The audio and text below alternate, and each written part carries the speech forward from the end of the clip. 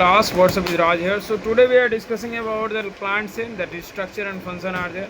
आज हम लोग प्लांट सेल के बारे में पढ़ेंगे क्लास. देखिए क्या क्या इसका मतलब टाइप होता है वहाँ पे हम लोग देखेंगे बेसिकली.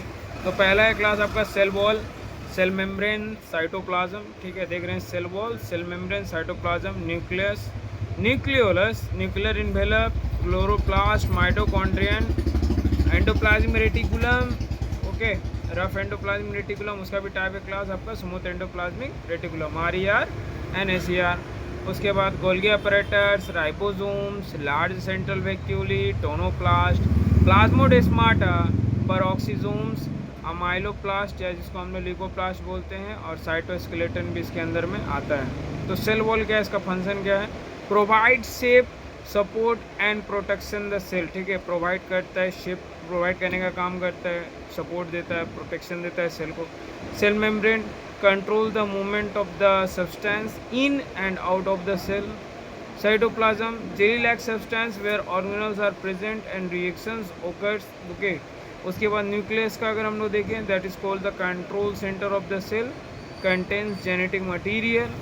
न्यूक्लियोलस का बात करें क्लास, प्रोड्यूसेस राइबोसोम्स. ठीक है, और न्यूक्लियर इन्वेलप की अगर बात करें तो double membrane that surround the nucleus and control the movement of materials.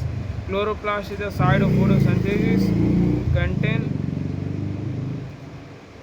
Nucleus को क्लास हम लोग control centre of the cell कहते हैं.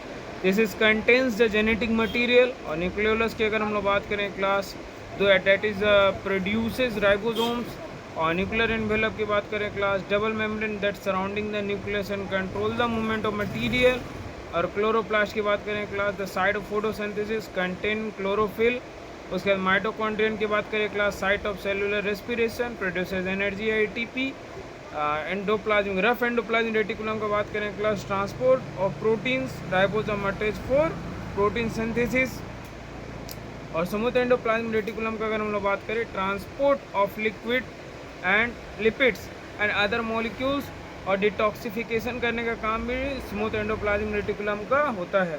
उसके बाद हम लोग बात करते हैं class Golgi apparatus, modified packages and transport of protein and lipid. Modify करना, पैकेजेस करना, ट्रांसपोर्ट करना प्रोटीन्स को और लिपिड को. राइबोसोम्स का काम site of protein synthesis, protein synthesis की जगह होती है वो.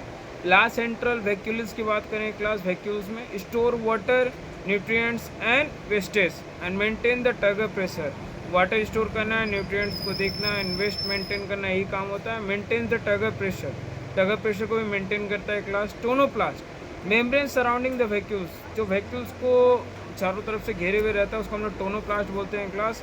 Regulates the movement of substance, जो रेगुलेशन होता है मूवमेंट का सब्सटेंस का, वो देखता है क्लास.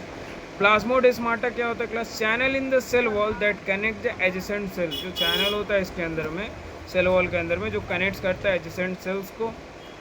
परऑक्सीसोम्स की अगर बात करें class, breaks down the fatty acid and detoxify the harmful substances. ठीक है, ब्रेक डाउन करता है फैटी एसिड्स को और डिटॉक्सीफाई करता है आपका हार्मफुल सब्सटेंसेस को. अमाइलोप्लास्ट या ल्यूकोप्लास्ट, दोनों एक ही चीज़ है क्लास. स्टोर स्टार्च, स्टार को स्टोर करने का काम करता है.